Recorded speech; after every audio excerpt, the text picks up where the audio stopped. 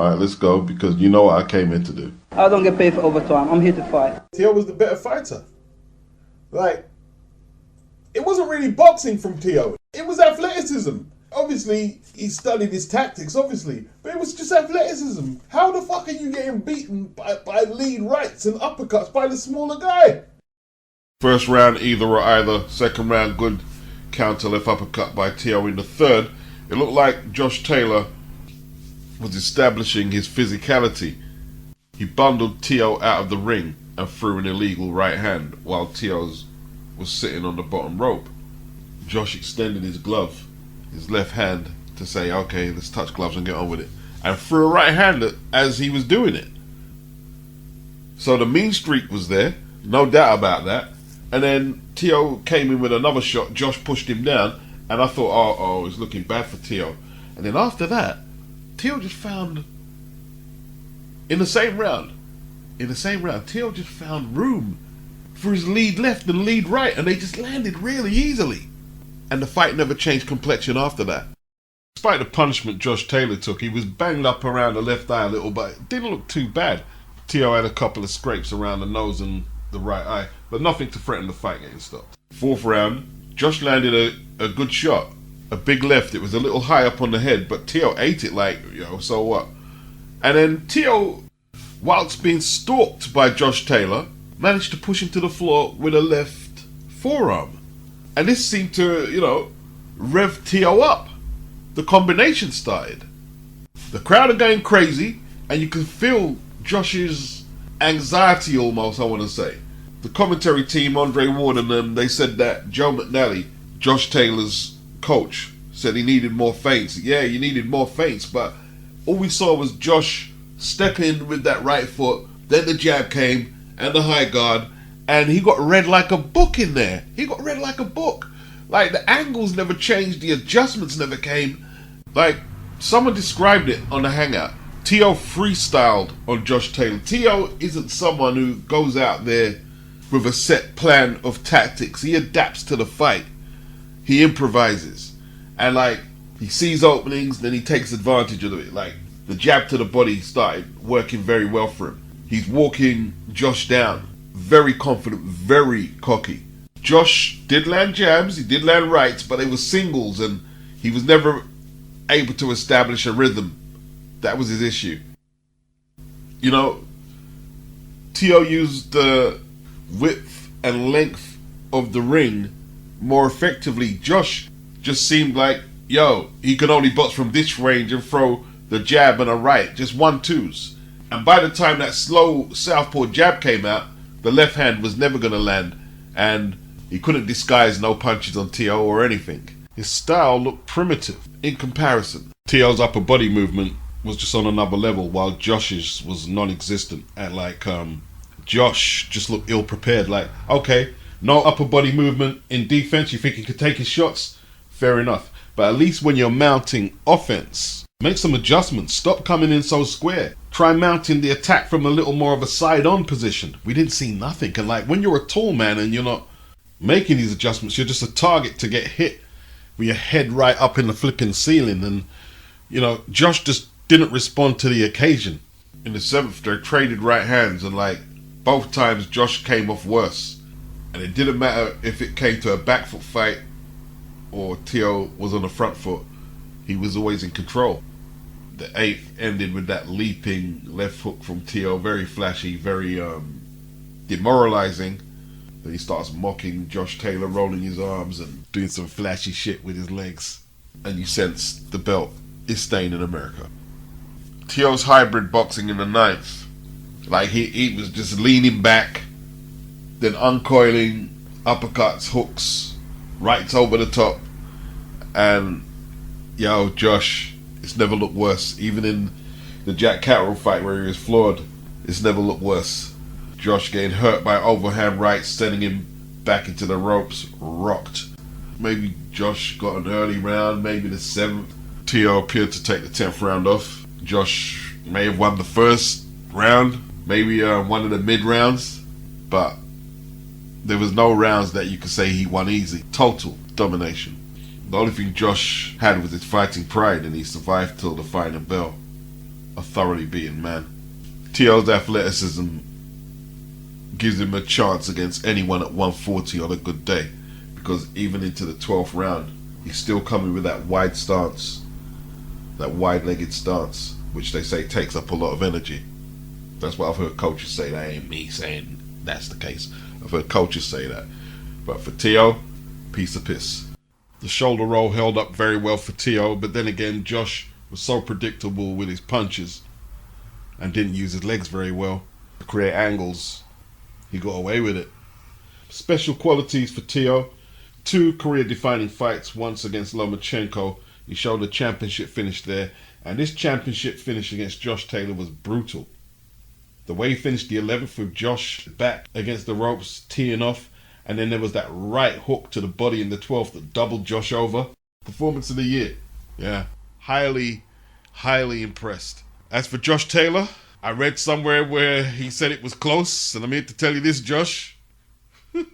You were close to getting stopped. Anything else you're talking about, I don't know.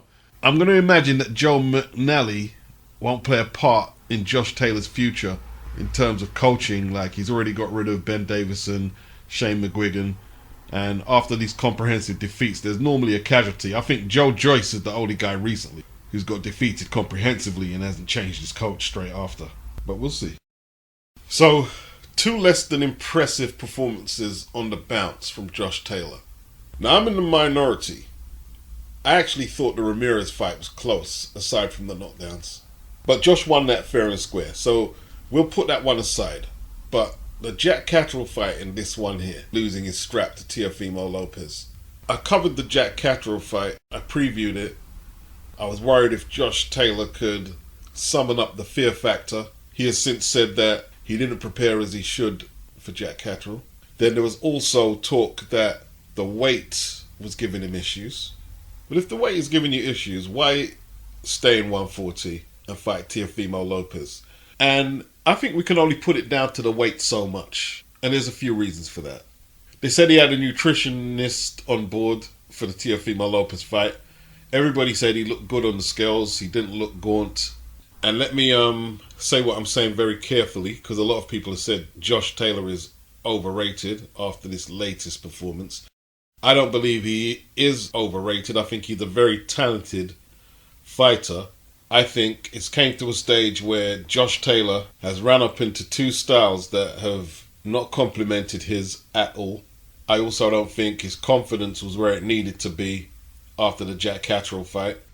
But that was his mandatory. And credit due to Josh Taylor, but this is what happens when your matchmakers pitch you in old school style. And that's what they did with Josh. Regis Prograis, Postel was a tough fight. O'Hara Davis was a tough fight.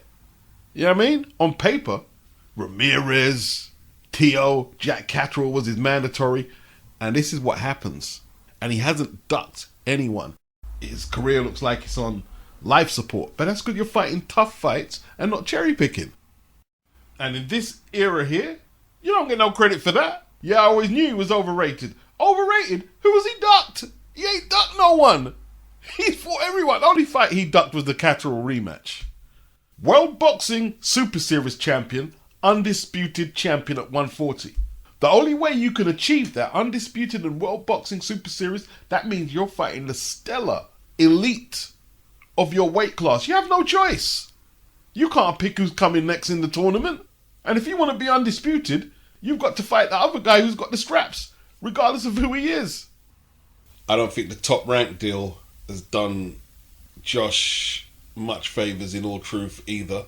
Yes, he became undisputed champion in America with Top Rank, but 16 months off in hindsight after that performance, fighting in Teo's backyard, and he's the champion. Maybe not the best decision. Not that Aaron cares. Looks like a combination of Josh Taylor being very stubborn, not wanting the Catterall rematch, and somebody perhaps sleeping on the job promoting him. Because the first fight he had with Catterall was at the SSE Hydro in Glasgow. But after that fight there, it was such a talked about event. The second fight would have been way bigger, similar to Carl Froch versus George Groves. The first fight was in the Manchester Arena. The second fight was in Wembley Stadium. as Carl Froch never tires of telling us, 80,000 at Wembley. Now, while I'm not saying that Catterall Taylor 2 would have been Wembley Stadium bound, definitely O2, Wembley Arena, sellout. And they missed the trick. They missed the trick. If you're a British fighter, once you set up roots and foundations for a fan base, it's always lucrative. Ask Carl Froch, ask Anthony Joshua, Tyson Fury, and countless other fighters through history.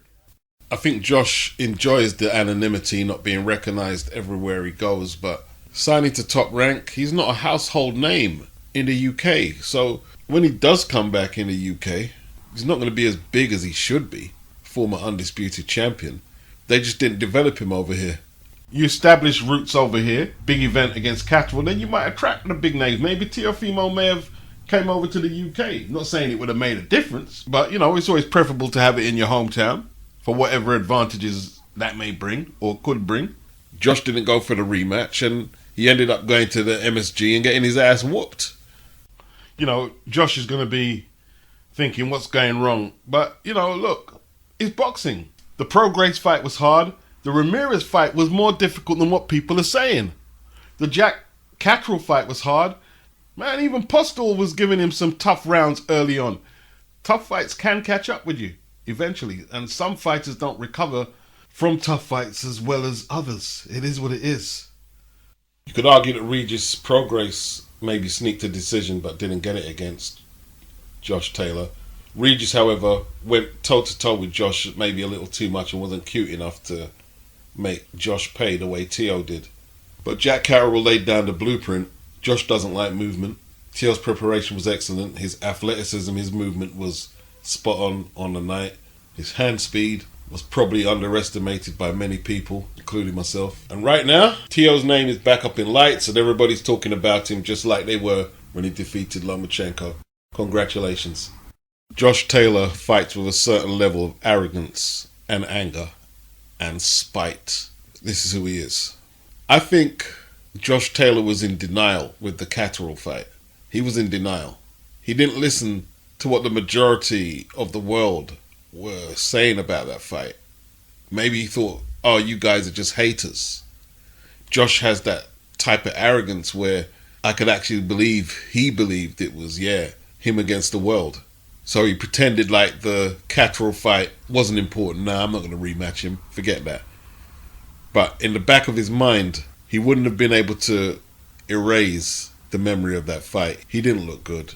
Probably a little arrogant thinking, forget the Catterall rematch. I'll just redeem myself against Teofimo Lopez. He probably overlooked Teo a little, perhaps. Not he underestimated him, but overlooked the enormity of the task. Thinking that perhaps the old magic would just turn up, and it didn't. I know people are going to disagree, but it's my belief that Josh tried to tell himself that the Catterall fight never really happened, that he never performed that bad, and it's came back to bite him in the keister. By the time Josh comes back, I don't think they're going to rush him back into the ring. That'd be another layoff. I don't know how much new tricks Josh can learn. I'm not saying he's finished, but I will say this next comeback, if he's going to change trainers, he better select wisely. The opponents he selects are going to be key. Does he stay at 140? Does he move up? Some people will say it's just the weight. Once he moves up to 147, it's business as usual. I'm not so sure about that. Josh, at 32 years of age, I don't know. The fights are not getting no easier. And at 147, the fights will get no easier. If every time you've got to be in a life and death battle at elite level, what do you need me to tell you? You know where that's heading, and it's not a good place. What's next? Really, maybe retirement. I think I need to take some time. I really want to help the kids out in the boxing world. But we'll think about it, you know what I'm saying? I've done a lot in my sport. I don't get loved enough from my end, you know? I think that's what happens when you're great. People hate. It's too much on my family, too much on people that I love, and these are the things that I thought about. That's why I came out here, gave it my all tonight. Whatever you choose to do, well done. Congratulations, champ. Thank you. New Yorkers are they're a bit out there. And Teo is a little like that. Very arrogant, very talented, And I think because of all the shit he says, I think we've almost forgot how good he is. It's almost like Teo's accomplishments get overshadowed with the extracurricular stuff. The stuff he gets into, the stuff he says. Teofimo, at the fighters meeting, I dissed Andre Ward and Timothy Bradley. All these motherfuckers dick ride. This is my last fight on ESPN. If they want the black fighters, they can keep them. I bought Bud Light to Top Rank. You know something, Teo? You know something, Tim? It's a few years too late. But a Bradley Teofimo Lopez fight at 140, both of them in their primes, I would love to see that. After defeating Josh Taylor, he considers retirement. He doesn't get loved enough. That's just crazy. You know, one day before the fight, he had the argument with his dad about the controversial race comments. Called his dad a bitch. Stop acting like a bitch. He spoke about killing Josh Taylor a few days back, which is a stupid comment. We really don't need boxers doing that, and it's really fucking stupid. I don't think people realise how detrimental these comments could do to the future of the sport. I don't think people actually realise, talking to Marcus from Fight Hub, about his wife taking half his money in divorce. No apology for Kill Taylor comment. There's no filter. There's no filter at all. But he's being who he is. And if we was to change him, we wouldn't have the fighter that dominated Josh Taylor. I'm sure there's a lot of people who picked him to win, but not in that decisive manner. And I guess it says more about us and boxing. It is what it is. That's Teo, you know. I don't think there's going to be an order for a mandatory yet for Teo. Barboza's at number 2. Subriel Matias is the IBF champion. Romero, he's the WBA champion, and Regis Prograis is the WBC belt holder. Ryan Garcia's jumped up to 140. The Sandor Martins, Gary Antoine Russells. There's good fights out there. And in all truth, the hard work has just started. There's some good fighters at 140, and keeping the belt at 140 is going to be just as hard as it was for him to keep the belt at 135. Now that's Teo's next trick he has to master. Let's hold the belt for more than one defense.